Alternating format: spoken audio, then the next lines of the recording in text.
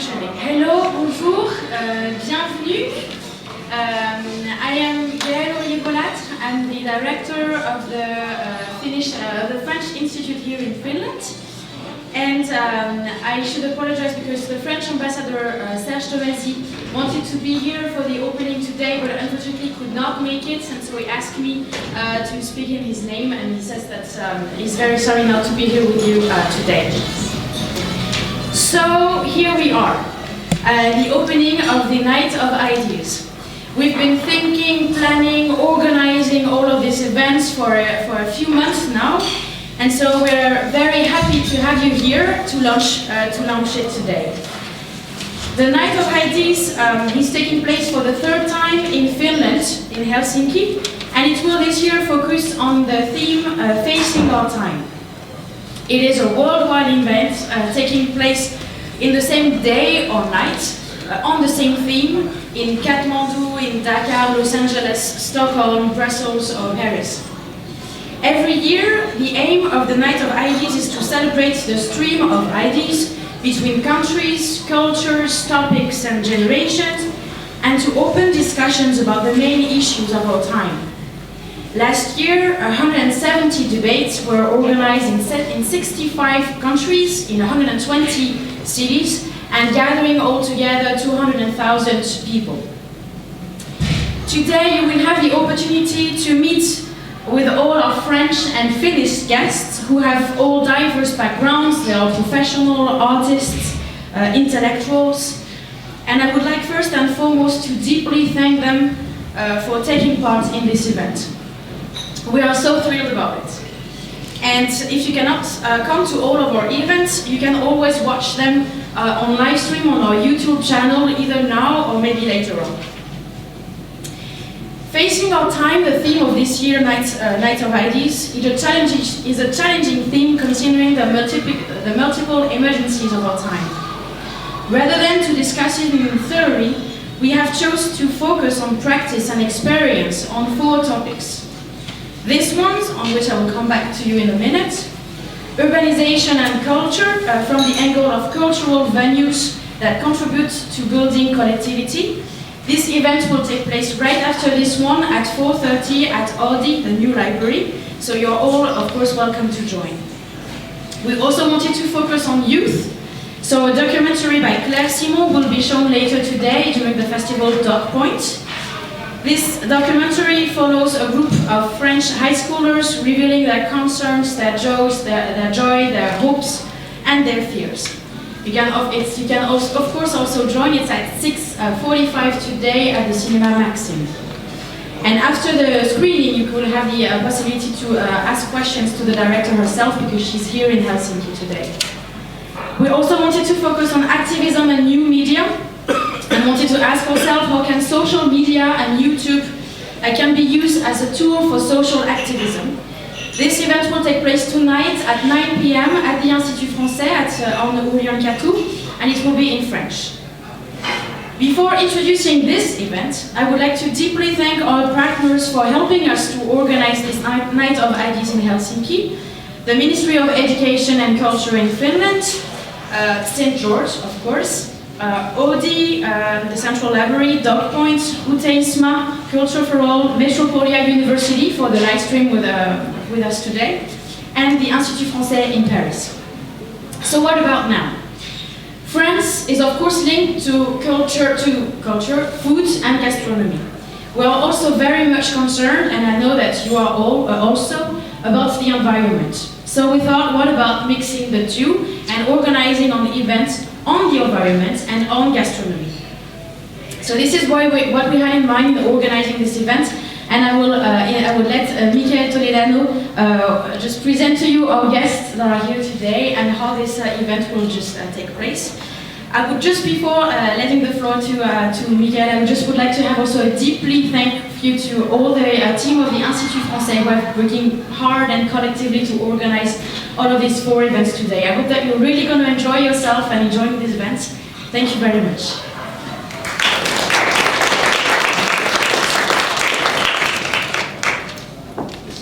Hello, I'm Michael. Thank you very much also from my behalf. I'm very, very happy to be here. I mean, look at this place, it's amazing.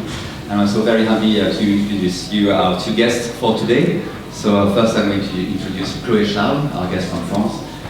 Chloé Charles, I was browsing through your CV and press articles about you, and I have to say that it was quite impressive. When reading about you, like the articles were titled one of the 15 best chefs to follow in 2018, or the irresistible rise of Chloé Charles in French cuisine. So maybe it means something. Something about your studies. You've been studying at École Ferrandi, which is one of the most prestigious schools of gastronomy in France. After that, you have worked for several restaurants. You worked with François Pasteau at Les Pieds du Pain. For those who don't know, Les Pieds du Pain is one of the first ecologically conscious restaurants in Paris. You also worked with David Toutain at Agave Substance, and you've been the sous chef for Bertrand Grébeau at Septime. And Septime was listed as one of the 50 best restaurants in the whole world, so that also means something. Now you're working as a freelancer, you're working to improve sustainability and consciousness in the food industry, and so you have many experiences in Palestine with launching different restaurants and everything. So you will tell us a little bit more about this. And Veera Valtonen, our Finnish chef today. I was really browsing from your CV, and it was also quite impressive, I have to say. So you're from Kuopio, down in eastern Finland, that's why you know about Kuopio. And you studied gastronomy, and you've been working with, for instance, Anto Merasniemi at restaurants such as Urna or Atelier Finne, and mostly for the new renovation of the Conteateri restaurants, which name is now On Dish. So that's also very impressive.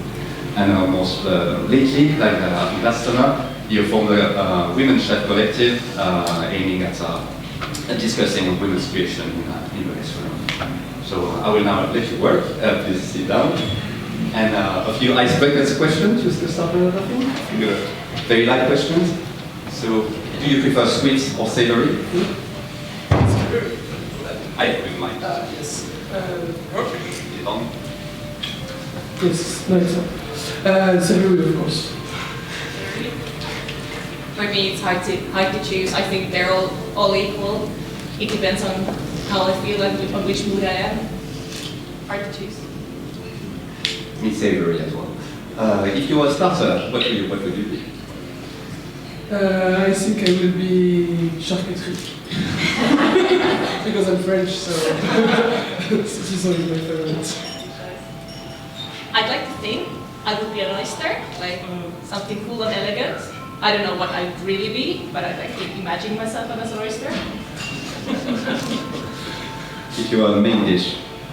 Bœuf bourguignon, which is like beef cheeks cooked slowly for hours in red wine with a very good mashed potato. I was actually thinking about something similar, like a really good hearty stew with a lot of flavor, a lot of like big chunks of meat and root vegetables. Stew like it. Yeah. And if you are a dessert?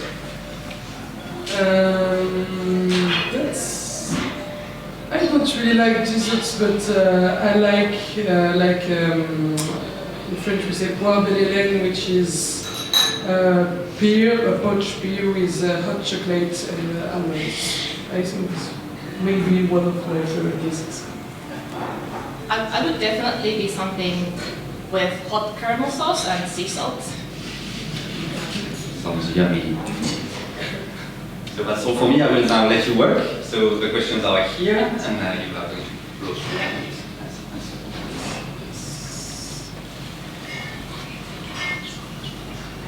The moment you realize you wanted to be a chef? I don't remember a specific moment. I remember that I started cooking at very young age. Like after primary school, we used to get home with my friends and bake something. And I think what drove me towards cooking was my passion for food and my good appetite. So for me, it was quite clear at early age that this is what I want to become. And then I started thinking like, okay, I'm pretty good at this. I really enjoy doing this. So why wouldn't I do it for a living? I think we are almost the same because we like to eat the same food and we are the good food and we are almost the same. I always liked to eat, always like to make some food with my family and my friends. And one day a friend of mine in my classroom, when we were making the round about what do you want to do later and stuff like that, she said, okay, I'm gonna stop the classic school and I'm gonna start to study cooking. So I was like, oh, okay, that can be what I can do forever, all the day, and I can make money with that. And I realized chef was a job and not just to cook at home. What do you love the most about your job? Make people happy. Yeah. Because I think that when you cook, it's always to we make people happy because when people come in the restaurant, they come to eat. They come to eat with someone or with friends, with family, with a girlfriend, a boyfriend. Anyway, but that's a happy moment. So we always see the people happy when they eat, and we think it's great. For me, it's pretty much the same. I think that what satisfies me the most is when I overexceed someone's expectations. It's what really gives you the fuel to keep up the work. Your best experience you had as a chef? I don't recall any one big main experience or event that was like over the top, but it's all these little moments in the kitchen when the team works like seamlessly, and there's it might get even totally quiet in the kitchen because everyone is focusing really deeply in their own job, and then the train kind of goes on by itself, and you get into the almost zen kind of space. I think for me those are the best moments. Yeah, that's very good moments, and if I should choose one, it could be that day where I was with Madame le Figaro, the chef of Septime, and there was an event called Gelinas, which is like a collective of one of the best chefs in the world, and I was there in the middle of maybe 30 of the best chefs in the world cooking in the middle of those chefs. The chef of Nomar, Vanna Zapi, Valtonen, a lot of chefs, I won't tell you all of them, and I feel so small that it's been a really nice one to cook with all of these big chefs. Which chefs or chef has influenced you the most? I think my former chef, François Pasto, because of the way he learned me how to cook every part of every ingredients we use in the kitchen. At that time of my experience, it wasn't to be ecologic. It was to save some money, to have a restaurant who could work and could get some money to pay his salary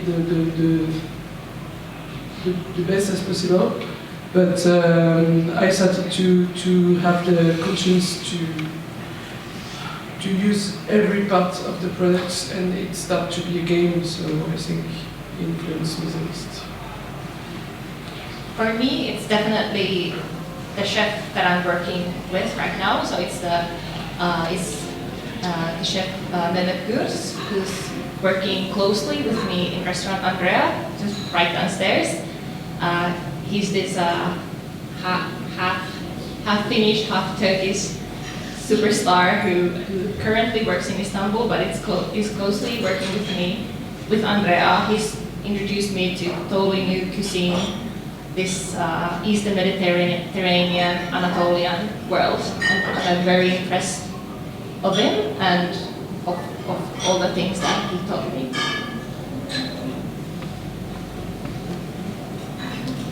does your cook have an impact against the climate change? Yeah, definitely. I think every decision that you make has an impact against climate change. It's all the choices that you make from deciding what you're gonna cook, where to purchase it from, how to cook it.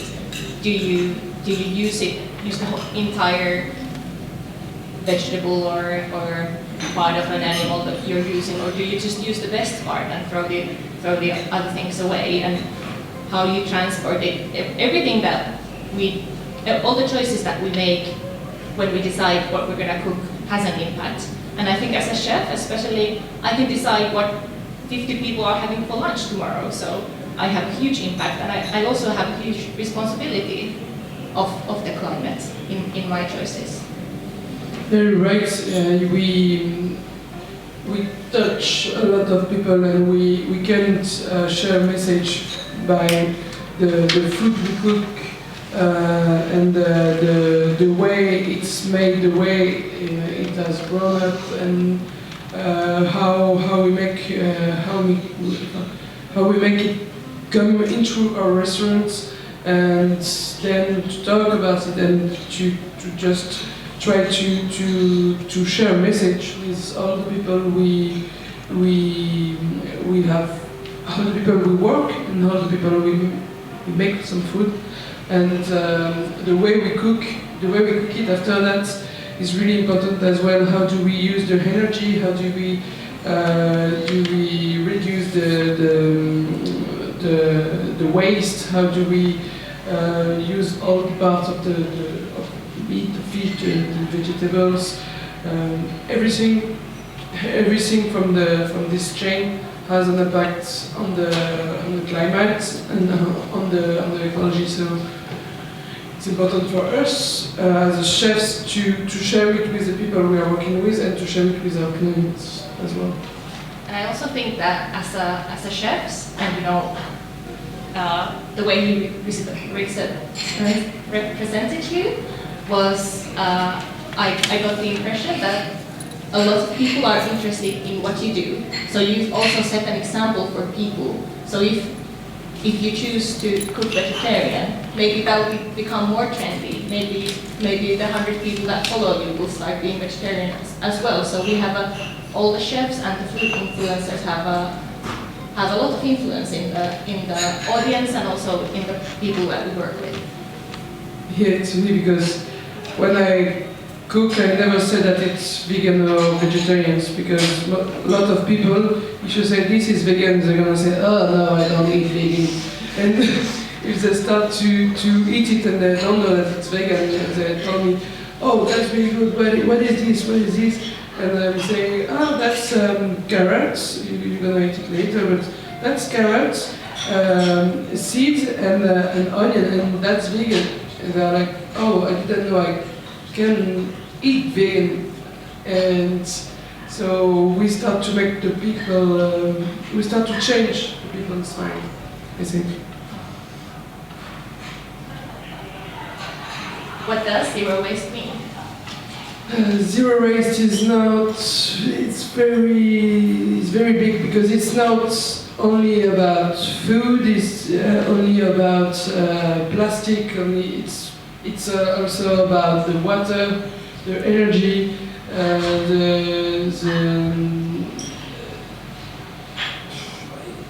it's about so many things, because when you cook you can reuse the water, you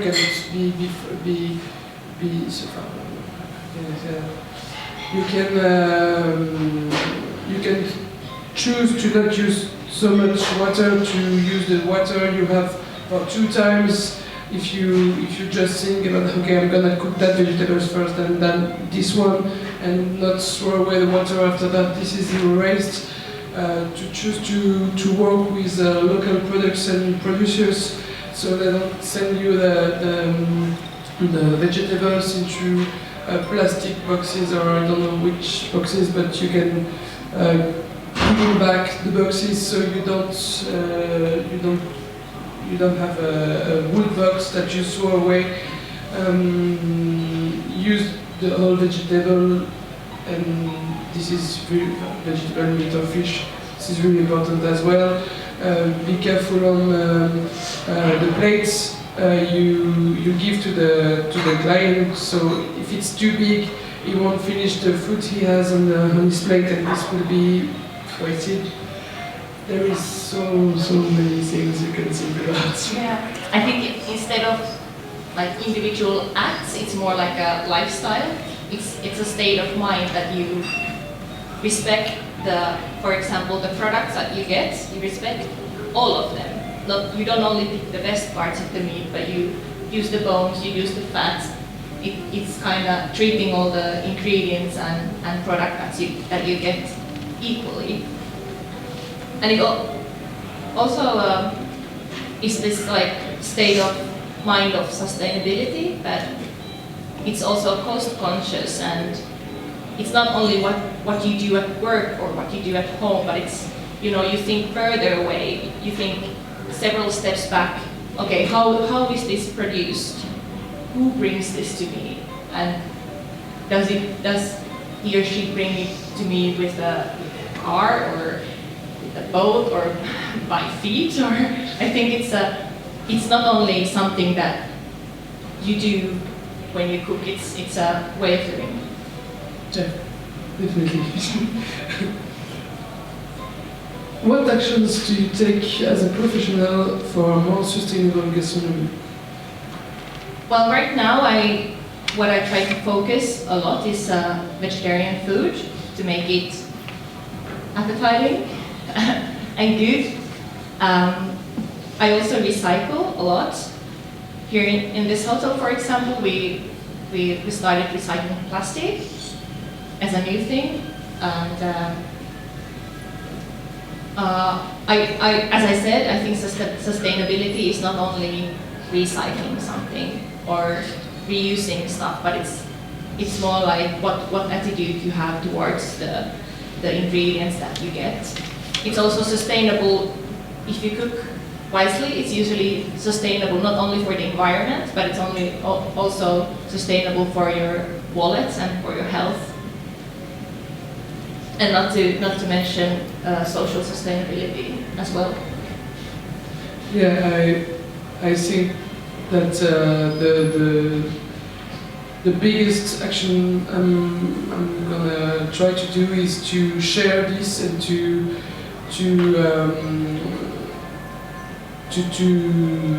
try to do it with the team I'm working with, so they can give it to someone else and to share it with the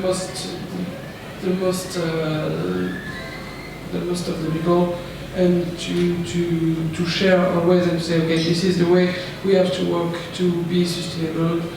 Share it with the others, and share it and share it and share it, and we're gonna have, I think, a better gastronomy in every restaurant we are working with. And I think the actions should be in line with your values.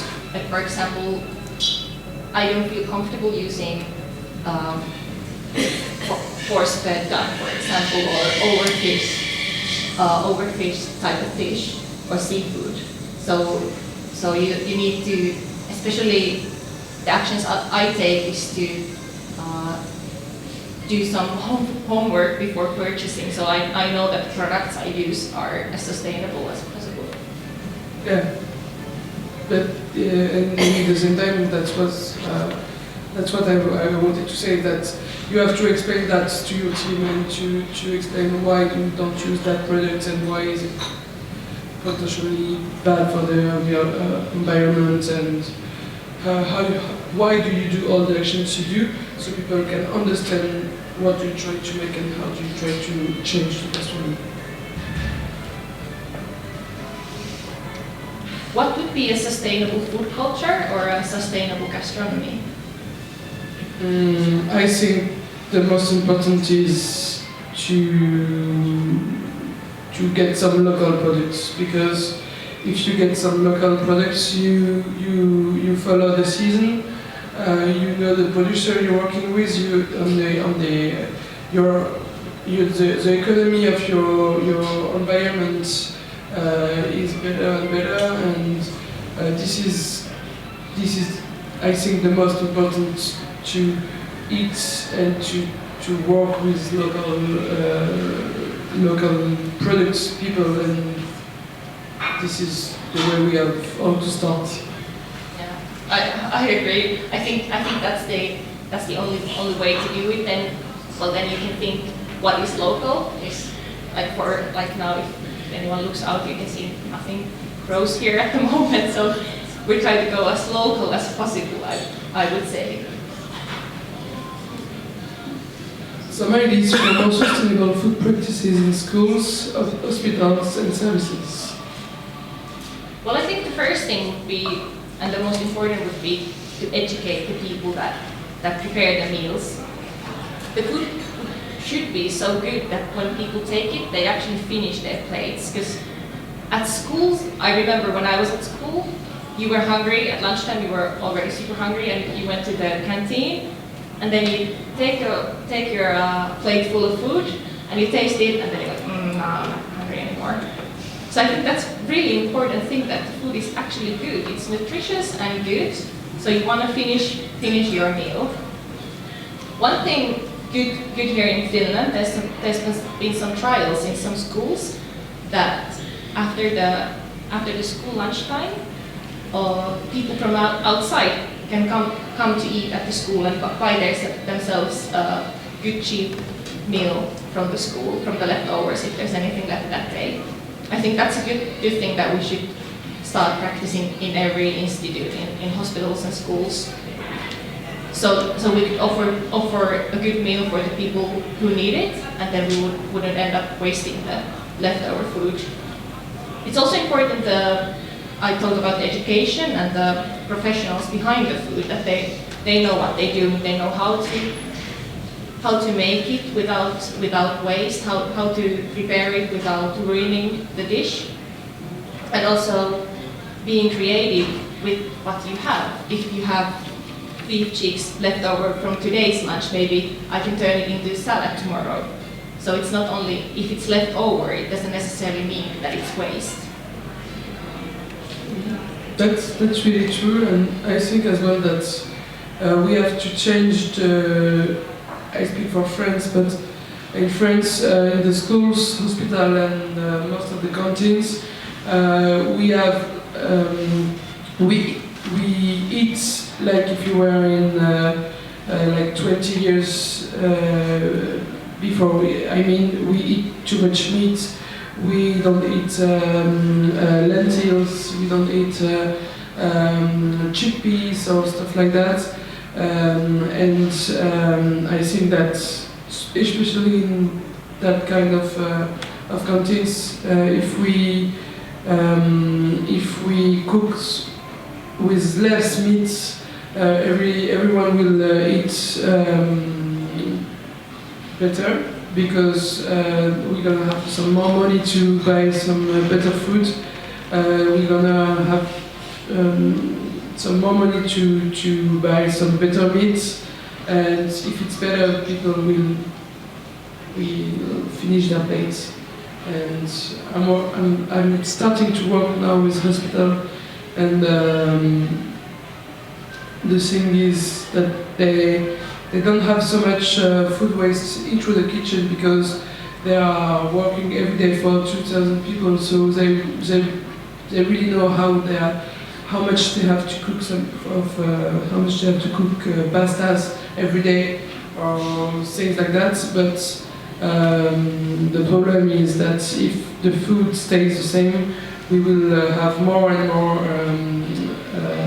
plates that people will just taste and throw away, and we cannot reuse that food. So if it was only better, I think it would be better for everyone. Yeah, and I think all these kind of like institutions like schools and hospitals, they prepare so many meals even in one day, that if they cut down the usage of meat or dairy, they'll have a huge impact on the environment. Yeah, because it's always the same. Like if you share a message to a lot of people, they can share it as well, and everything will be better. Well. How do you see gastronomy in 2039? That's a good question, because when you see that in 60, 70 years we have been changing everything, and now we are going back to 80 years before with cooking all the products in all the products, cooking local, try to go back to the Jerusalem artichokes, to eat less meat, I think that I don't know what will happen in 20 years, but now we are trying to go back in like 1960 or something like that.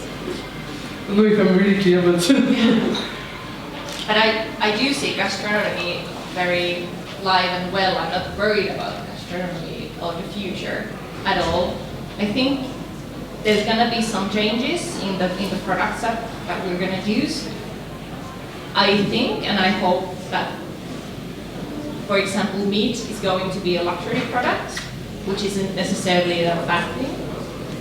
Because it used to be a luxury product when, like, most of you were young, I guess. And yeah,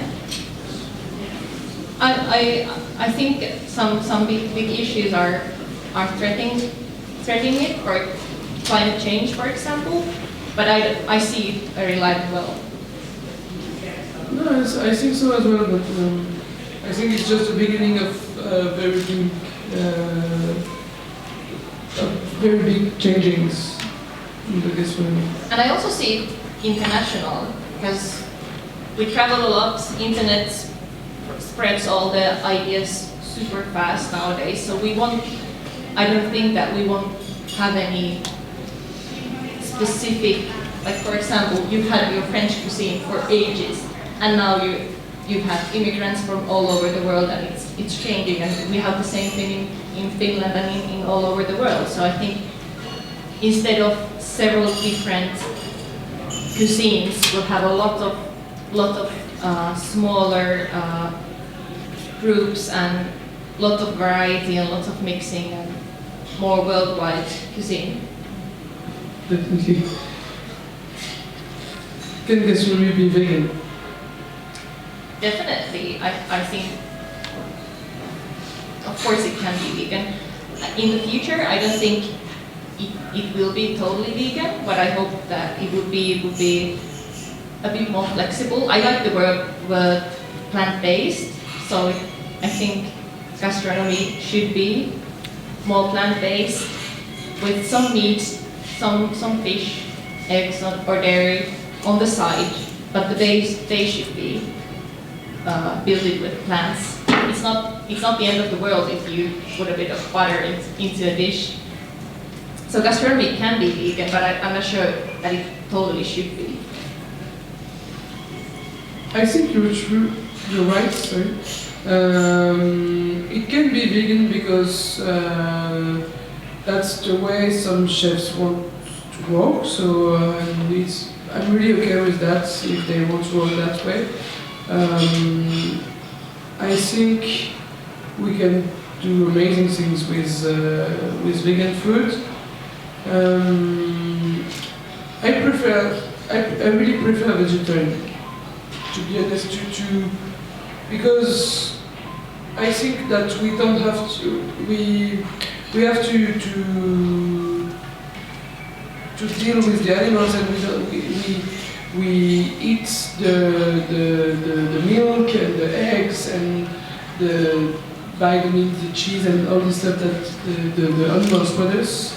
And it's not bad to use animals, it's just the way you use the animals and the way you treat the animals, which can be bad, and we have to, if you know the producer of this animal, I think that it's the normal way of life that humans use animals to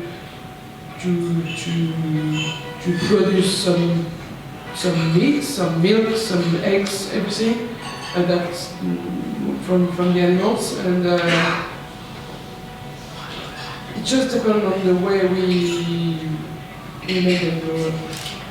But I think in the future, especially, I don't think the gastronomy will be totally vegan, but veganism is a important part of the gastronomy. Yeah. Well, I think I've pretty much answered this one. So let's go to the next one. Yeah. It's an ingredient of the future. I think it is something plant-based. I think it might be plant protein. For example, in Finland we use a lot of oats, and we do research on oats quite a lot right now. I think that might be the ingredient of the future here. It's amazing what you can get out of it. It grows here up in the cold north. It has a lot of protein, fiber, good fats. It's close to the product that it starts with. It's easy to prepare, and you can get vegan dairy products or plant-based protein from out of that. So if I had to pick one, and if I had to, put my money on one thing, I would put it on oats. Many people talk about insects, but I'm not sure that in our culture we are ready to eat insects, because we have some fear about them. We really don't like them. So I don't think that we will start to eat insects.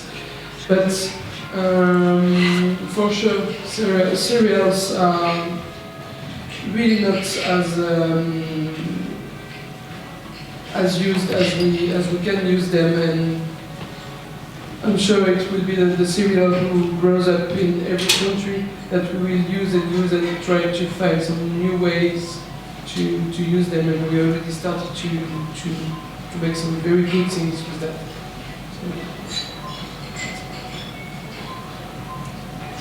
How is it like being a woman in gastronomy in 2019?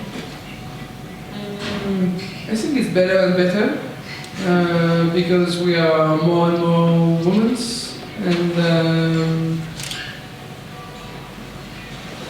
and so we are more and more to share our cuisine, and to give a new look on the cuisine, and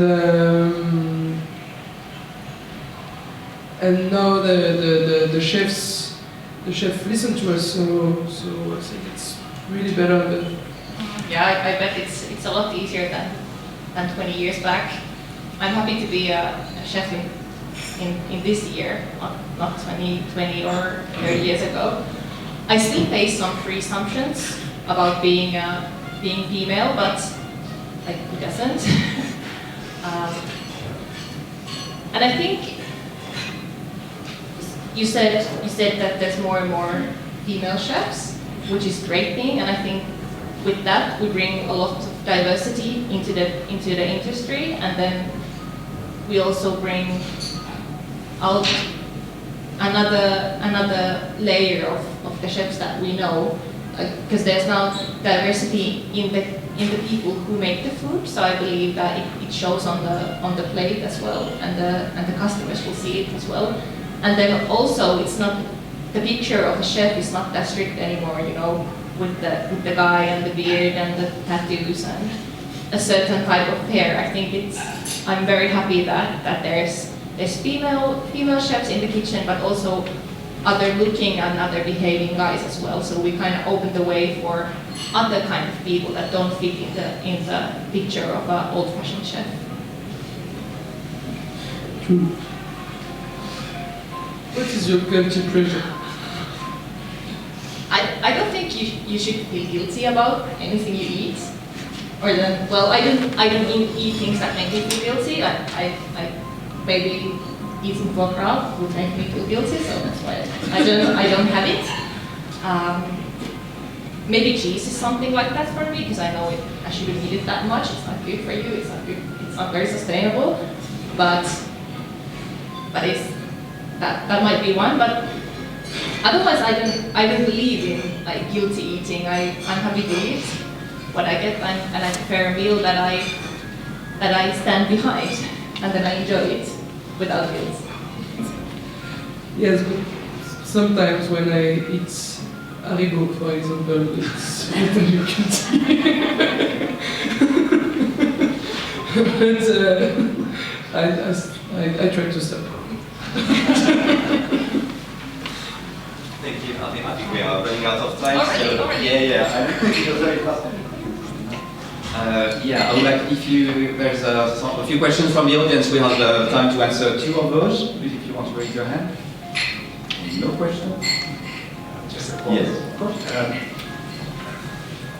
Thank you very much, ladies. Extremely interesting to hear, and this is a much joke, but this is very true. I'm very happy to hear that there's a major ecological act of making good tasting food, because then you don't have waste. So there's looking at you. But thank you very much. Thank you. I'm just coming back from France actually, and I really like the fact there that you can shop in the markets, and that's kind of part of everyday life there. So what do you think about the situation here? Could it be improved? Because a lot of packaging is terrible. You can't really buy food without getting a lot of packaging unless you go somewhere very special. So how do you think this problem could be improved? Here in Finland? Well, I think we need to really take a proper look on the packaging if it's necessary, because if you go to the grocery store, you can see the eggplants there packed in plastic, but actually it keeps it well for a lot longer time than it wouldn't be without the plastic. So then we really need to think if we need the plastic, if it's better to pack or not to, because sometimes it gives the product a lot longer life when it's packed. So sometimes it's necessary. I don't want to give up all the packing material. Sometimes we really need it, but then we should focus on how we deal it afterwards. Do you just throw it out like over your shoulder, or do you recycle it? There's amazing ways to recycle plastic, for example. So there's no excuse to just throw it into the garbage. And then I think we should also concentrate on how to cut down plastic. If you could collect your own fruits in the store, or have your own cereal from a bigger jar, or stuff like that, which is more ahead in Southern Europe and in Middle Europe than we have here. Last question. Very quick, because it takes sometimes a lot of time. So, what are your recipe book of the moment to help us doing that? Or what you say?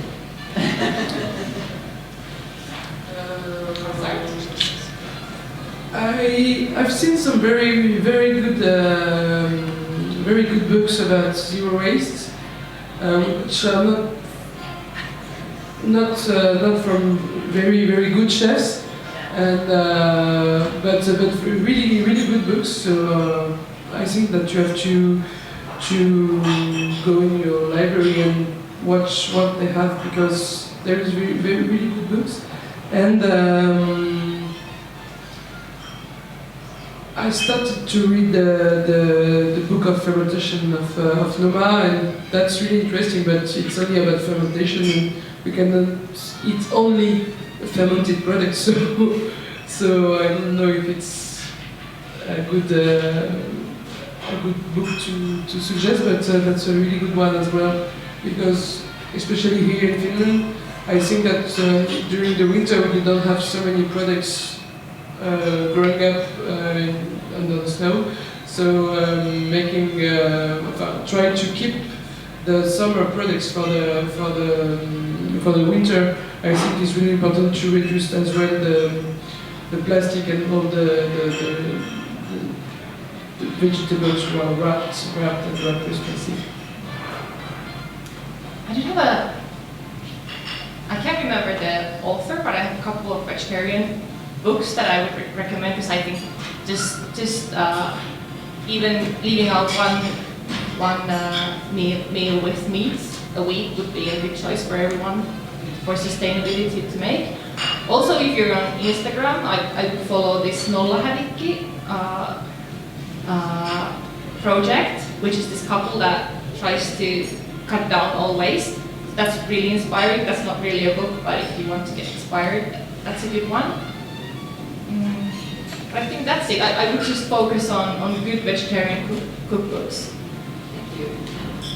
Thank you very much, everyone, and thank you, Chloé and Veera. I just have only a few more closing questions. Chloé, it's your first time in Helsinki, so maybe Veera, you will have some recommendation on something like free Finnish traditional food or free Finnish food and free restaurants to recommend to Chloé when she's here. Well, you're definitely welcome downstairs in Andrea. That's what I always recommend for everyone. But since you're here for several days, if you're really, well, you said that you're in fermentation and you read the Noma book, maybe you want to visit Cuisine. This is the newest Michelin star restaurant in Helsinki. They have 1 star. They focus on vegetables. They use meat and fish as well, but just as a garnish or as a flavor ingredient. They do really good food. They ferment a lot of stuff. They pick wild herbs and harvest berries and fruits and vegetables during the summer. Now in winter time we get to enjoy the product. So if you can, try to get a table from there. For the next time that you come, because I know that you're going to come back soon after the first time, because they're not open right now. There's this Nolla, that means 0 in Finnish, and that they're the officially first zero waste restaurant in Finland. They're opening a new one in Punavuori in the months coming up, and they have this, get a tour in the kitchen. They have this compost system that they get rid of their old by waste, and then they turn it into soil and then give it up for the farmers that grow their stuff, and then they kind of get their stuff back as a new product. And they have cool stuff. They changed the business a lot in Helsinki. They changed it. We used to get our fish in these Styrox plastic boxes from years and years, and you can't recycle them. You throw them out every time you use them. But now, since Nolla came, they put a lot of pressure into the business, and now we get it in the cardboard boxes that can actually be recycled, and they do really good food. So those places I would definitely recommend. Thank you. Yeah, actually, like free Finnish food. But we tried Vorsmak yesterday. Oh, you did. So that's out of it. Well, that's actually Russian, but you know, most of the foods here are either Russian or Swedish, so that's fine. I would go with the rye bread. I love it. I eat it every morning. It's super sour. Try the ones without yeast. It's sour and it should be a bit tough. but life is tough, you know. What else? All the pastries, the cinnamon rolls. I think they're originally Swedish as well. And what else? What should she taste? Salmon? Savory.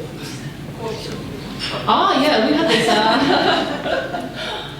Well, that might be a strange thing for you to this meat and fish pie that we make there. But you can't get proper Savo food from here, so you need to the region that I'm from.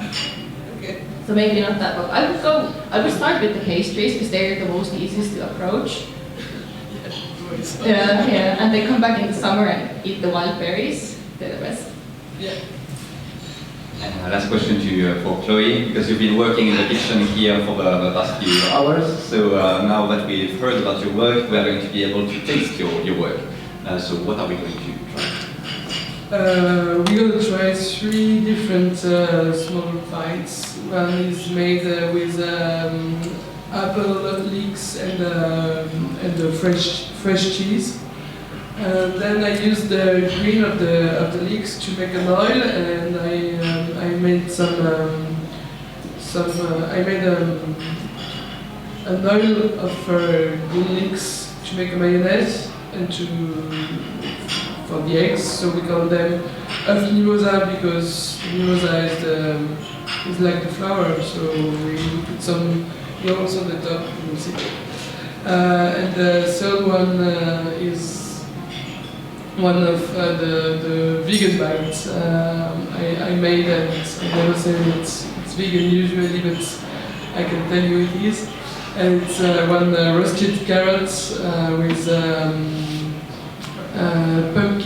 pumpkin seeds paste and red onion pickles. So you will see. I hope you will enjoy it. Sounds actually delicious. So thank you very much, Veera. Thank you, Chloé. A big round of applause for